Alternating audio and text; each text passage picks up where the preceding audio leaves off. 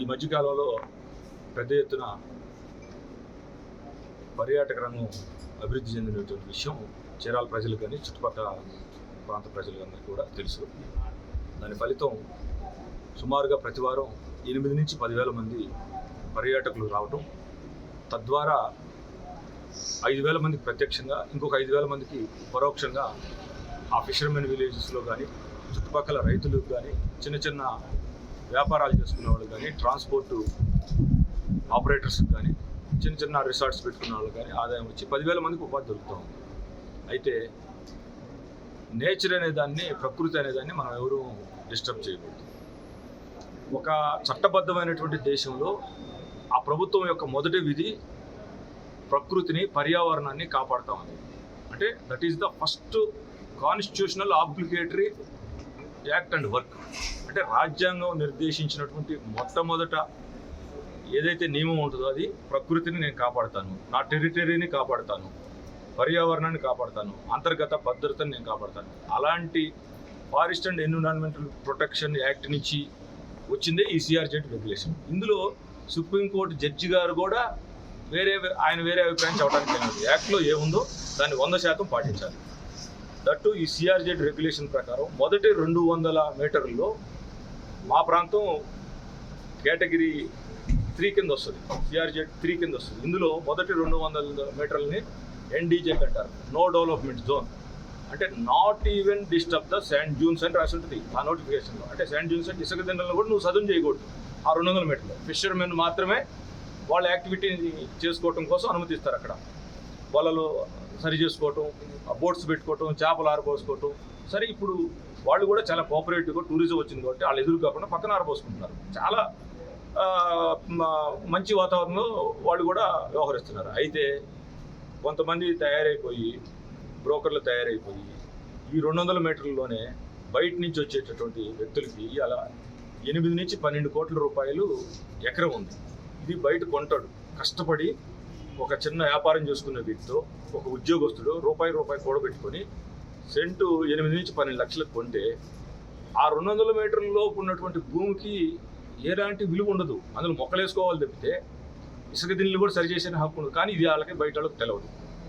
న్యాయంగా చెప్పాల్సింది అధికారులు. ఎవరు చెప్పాలి? ఫస్ట్ గ్రౌండ్ లెవెల్లో ఉండేది గ్రామ పంచాయతీ సెక్రటరీ చెప్పడు, ఎంఆర్ఓ ఆఫీస్ వాళ్ళు ఎవరు చెప్పరు, ఎండిఓ ఆఫీస్ వాళ్ళు ఎవరు చెప్పరు. ప్రజలకు ఎలా తెలిసింది? ప్రజలకు 100% అందరికి చట్టం తెలిసిద్దా? సామాన్య ప్రజలకు కొనుక్కోవడం వాడికి ఒక 5 సెంట్లు కొంటే కష్టపడి 50-60 లక్షలు పెట్టుకుంటే వాడి జీవితం నాశనం అయినట్టే కదా. ఆ 200 మీటర్లో దేవుడు కూడా చట్ట ప్రకారం వాళ్ళకి ఏ అనుమతి పీలేడు.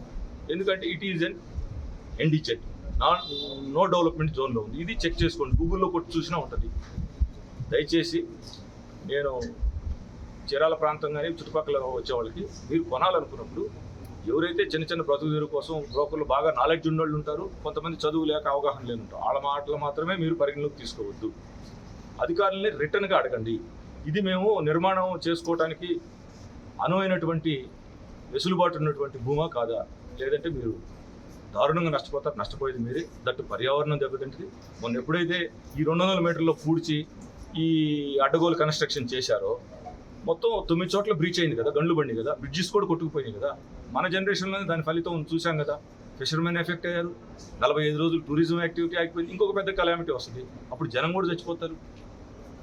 దానికోసమే ఈ యాక్ట్ పెట్టారు. ఇది కాన్స్టిట్యూషనల్ ఆబ్లిగేటరీ యాక్ట్. ఇందులో ఎవరు ఇన్వాల్వ్ అవ్వడానికి లేదు. అంటే రాజ్యాంగం ఖచ్చితంగా మనకి చేయాల్సినటువంటి చట్టబద్ధమైనటువంటి forest and environmental protection act అంటే అటవీ మరియు పర్యావరణాన్ని సంరక్షించే చట్టం ఇది 1975. దాన్ని ఫాలోడ్గా రెగ్యులేషన్ వచ్చింది 1991లో. ఇవి మనం ఆచరించాలి. కాకుండా ఎవరు ఏది పడితే బజార్లో దయచేసి నమ్మొద్దు. ఈ వీటి మీద ముఖ్యంగా పుట్టుసుబాయిపాలెం దగ్గర ఉన్నటువంటి ఎవరైతే జంజనం శ్రీనివాసరావు పేరుతోటి ఎన్డీజెడ్లో ఉన్నటువంటి కేవలం వ్యవసాయానికి మాత్రమే జీవితకాలం అనువైనటువంటి భూమిని ఉందో దాన్ని ప్లాట్ల కింద మార్చి అక్కడ ఉన్నటువంటి సముద్రం తీరం ఏమంటున్నటువంటి సునామీలో 8 మంది చచ్చిపోయిన ప్రదేశాన్ని సదును చేసి రోడ్లు వేసి లేఅవుట్ వేసి అక్కడ వ్యాపారం చేస్తున్నారు. దాన్ని తక్షణమే సదును చేసి డిస్టర్బ్ చేసి రిజిస్ట్రేషన్ ఆపమని చెప్పి కలెక్టర్ గారికి ఒకటి రిప్రజెంటేషన్ ఇవ్వడం జరిగింది. అలానే అతని పేరు బాల నాగేశ్వరరావు, అతను నడి రోడ్లో సముద్రం ఒడ్డున ఇల్లీగల్గా అది ఒక క్రిమినల్ యాక్టివిటీ. రిసార్ట్ కట్టాడు, రేపు ఎవరన్నా వచ్చి కటికన అందులో స్టే చేస్తే చచ్చిపోతారు. అది ఇమీడియట్గా తొలగించి ఆ పర్మిషన్ ఇచ్చే సెక్రటరీ, అది క్రైమ్. అది ఆ సెక్రటరీ పర్మిషన్ ఇచ్చేదానికి ఎన్డీజెడ్ దాటిన 200 మీటర్ల నుంచి 500 మీటర్ల దాకా సిఆర్జెడ్ ఉంటుంది. ఈ 200 మీటర్ల లోపు మన ఎస్సీజెడ్ ఎంఏ అని ఉంటుంది, state coastal zonal management authority అని ఉంటుంది. వాళ్ళు మాత్రమే అనుమతి ఇవ్వాలి, ఇది 200 మీటర్లు దాటిన తర్వాత కూడా. ఈ సెక్రటరీ దానికి పర్మిషన్ ఇస్తాడు. 200 మీటర్లలో దానికి సైంటిస్టులు ఉంటారు, ఫారెస్ట్ అండ్ ఎన్విరాన్మెంటల్ డిపార్ట్మెంట్ నుంచి ఎక్స్పర్ట్స్ వస్తారు, డిటీసీపీ డైరెక్టర్ ఉంటాడు, ఇంకా చాలా రకాలైనటువంటి విభాగాలు ఉంటాయి.